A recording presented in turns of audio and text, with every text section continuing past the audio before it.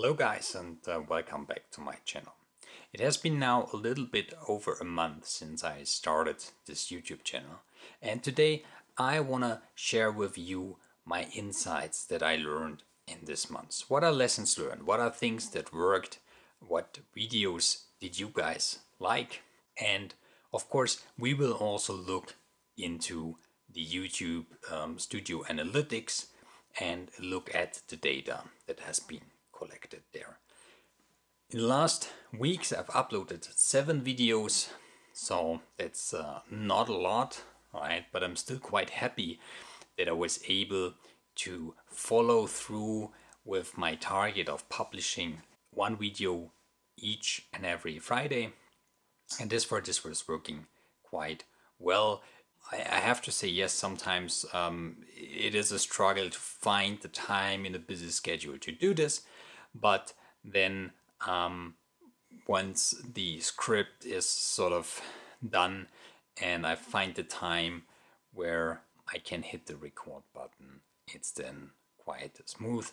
And for me, the surprising part that I can already tell you is the editing is surprisingly smooth and doesn't take a lot of time. Maybe it's also because I don't do any fancy edits, right? So maybe that's something that I should improve in the future.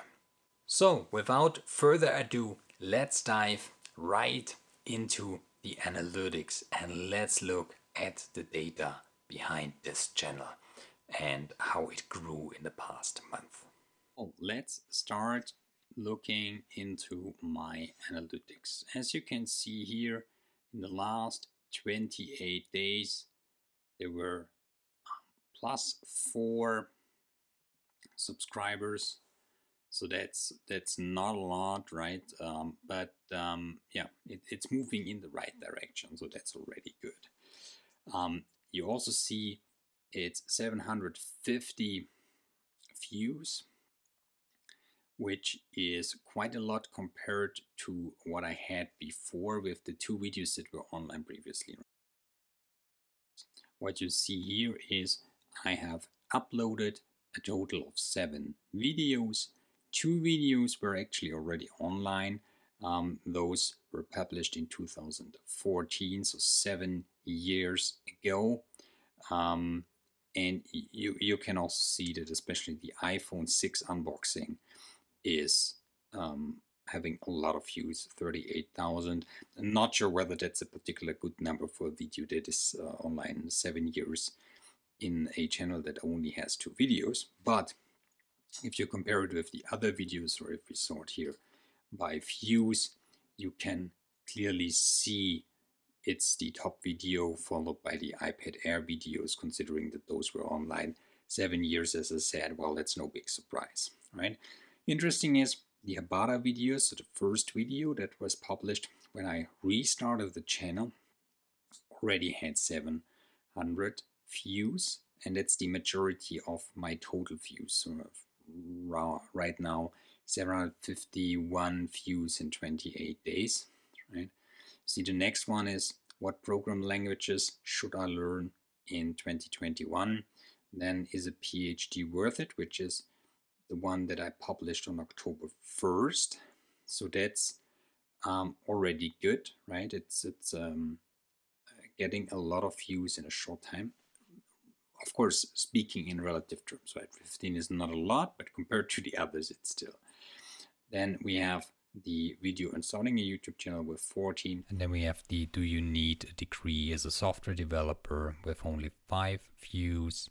The how to get unstuck with a rubber duck with 4 views. And the video about how to stay focused while programming has only 1 view. The top view from a programming point of view is clearly the one with what programming language should you learn in 2020, and then of course the Habara video with the 700 views that I think worked quite well. I think it's because you can search for the product name here, right? So YouTube search helped a lot finding this here. So in summary, I think what we can say here is that the programming videos are not yet taken off as much as I would like, right? So there definitely is more views desired here, but I will not stop making the content I'm interested in, and will also continue to do more programming content here.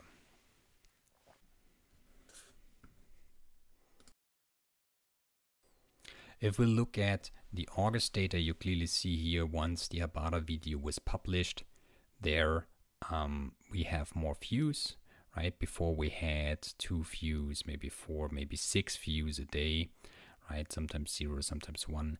And then the new video pushed that up on the day where it was published. And then if we look at September, what you can clearly see is that in the beginning of the September, it was still okay, right? We never had 0 or maybe just a couple of days, 0 or 1.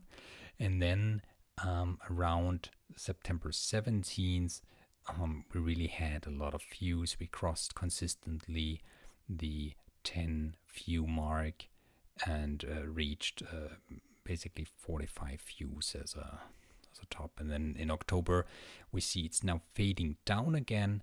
That might be due to the fact that September was iPhone month and we had a lot of views also on the iPhone video. That might maybe explain the trend we are seeing here. So, what are my lessons learned that I learned in this month of doing YouTube, or with the 7 videos that I did?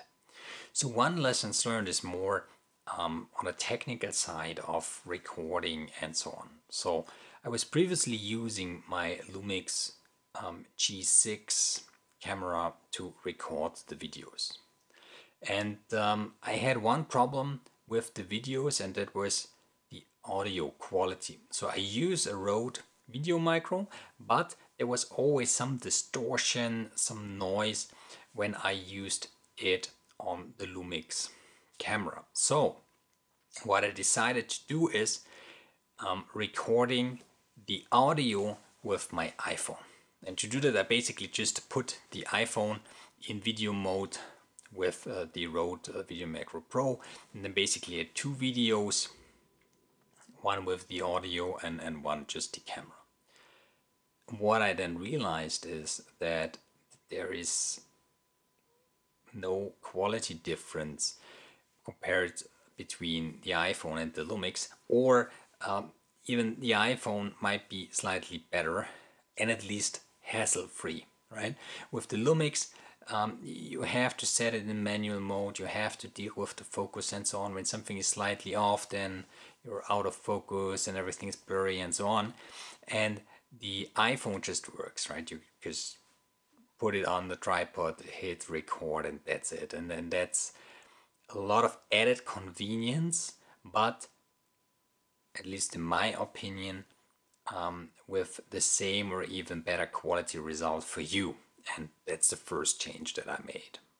Because I strongly believe if the quality is same, but it allows me to easier record videos for you, produce more content for you, that's a benefit for all of us. The second lesson that I learned is that it doesn't matter how old a video is, it can still drive a lot of views. And that's what you see with the iPhone unpacking video, right? It's a 7-year-old video about a 7-year-old phone. It's not particular spectacular, it's just an unboxing, right? And maybe it's due to the fact that September was iPhone month where the iPhone 13 was released, but still, it's a 7-year-old phone, right? Who watches now 7 years later how that old phone is unboxed? So that's amazing to me, and if that works with the iPhone content, then I'm sure it will work with a lot of other content as well. And this really shows that YouTube is something that you need to do for the long run, and where over time you will grow when you just keep doing it. And that's exactly what I'm intending to do. I will continue publishing videos every Friday.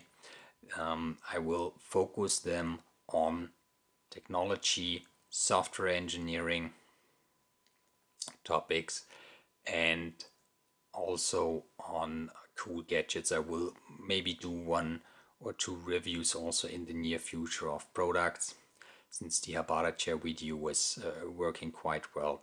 But I'm not really only doing it for the views, right? My desire is to talk about software engineering topics, so I will do that, and hopefully at some point there will be an audience for that. And if you are already one of that audience, please consider subscribing to this video. That means a lot to me. If you are one of the 4 subscribers that subscribed in the last weeks, thank you very much for that, and I will do my best to keep you entertained here and publish good content for you.